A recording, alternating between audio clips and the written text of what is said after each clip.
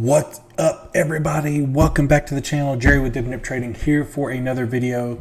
Tonight we're going to be talking about ticker symbol ATER, or Interior Incorporated, excuse me. We're going to be jumping into the technical analysis, going to be checking the Ortex data. I would like to also take a look at, see if we have any change in the short interest percentage from Fintel, and also wanted to check out the institutional ownership also on Fintel. So let's just jump right in. So today, Ethereum finished down 11.47%. For a dollar cost of $1.29 down on the day. So finished in the intraday $9.96. In the after hours down another 0.5%, or excuse me, another 5.62%, down 56 cents, and finished the after hours at $9.40. Now, remember my last video yesterday, I was saying, hey, it's not done in my opinion, and I still believe that. I still have conviction in that, and I'm about to explain why. So you can tell here, first off, so I'm looking at the 30-minute chart. So notice this downtrend here. Check out the RSI. So we're in bullish divergence, okay? So a bullish sign, okay? We also have the MACD that's getting ready to converge across the signal line, also a bullish signal.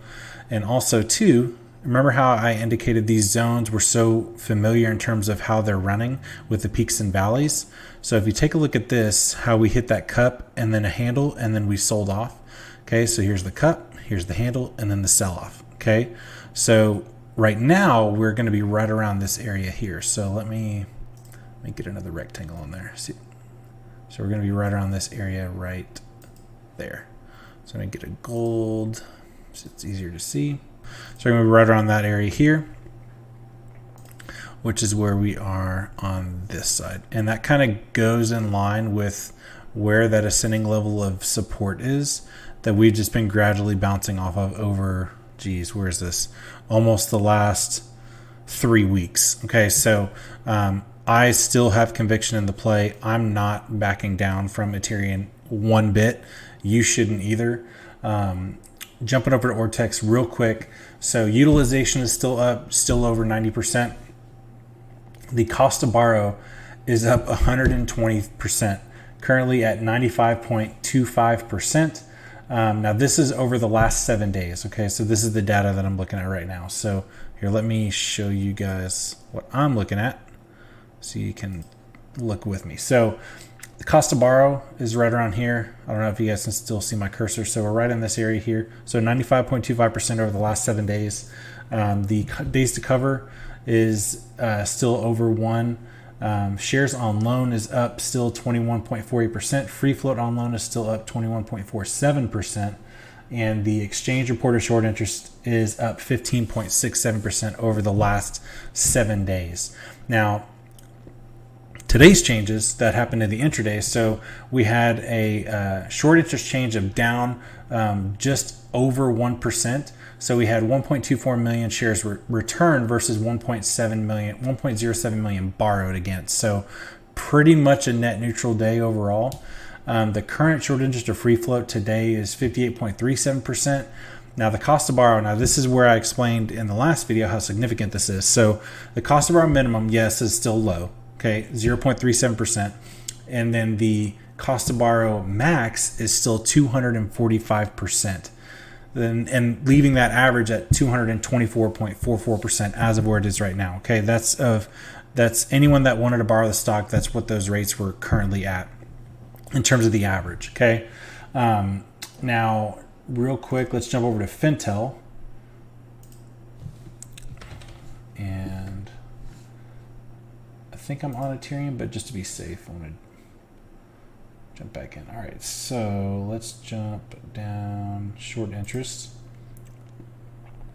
Oh, look, 0 shares to borrow. Oh, look, they can't report the short borrow fee rate. Are you surprised? I'm not. Let's see. So now again, this isn't reported from all exchanges like Ortex. Ortex does that. So the validity of Ortex is substantially better than Fintel or StockMarket or any of those other platforms, just because these aren't reporting from all the exchanges, whereas Ortex is reporting from 85% of the exchanges. So definitely gives you a little bit more of an advantage when you're checking Ortex.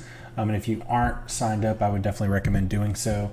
it's definitely worth your time to be able to research those numbers and look at that DD. So from these particular exchanges, so this is as of today. So the Finra short interest volume ratio is 27.25. So we had a 2.4 million shares short versus a total volume of 8.8 million on the day. Which again, this just validates because on Webull, it shows our total volume was 15.35 million. So you can tell that there's discrepancy here. Then jumping back over to institutional ownership, let's check out if we had any change there. And if you guys remember yesterday, my video, all this was zeroed out. Okay, so remember how I was saying I was going to try to figure out why that was.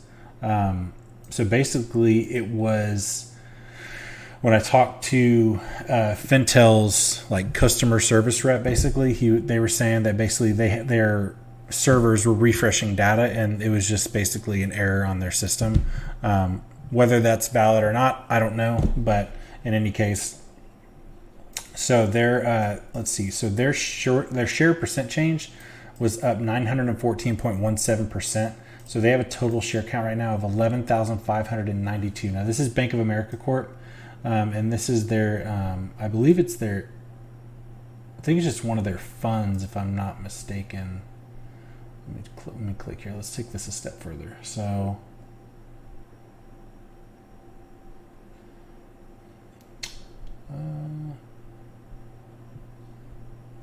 profile.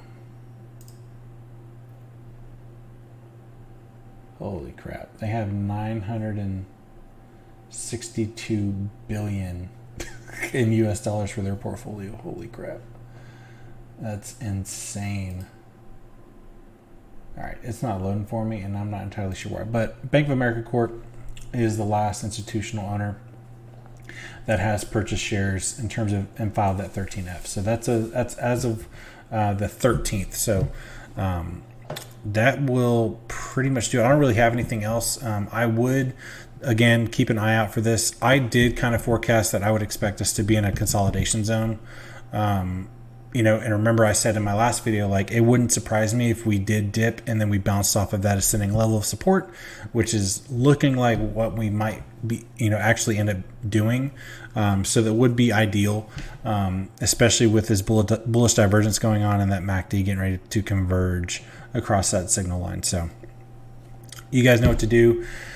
Smash that like, hit up that subscribe button. If you have any comments, drop them in that comment section below, and I will see you guys on the next one. Peace.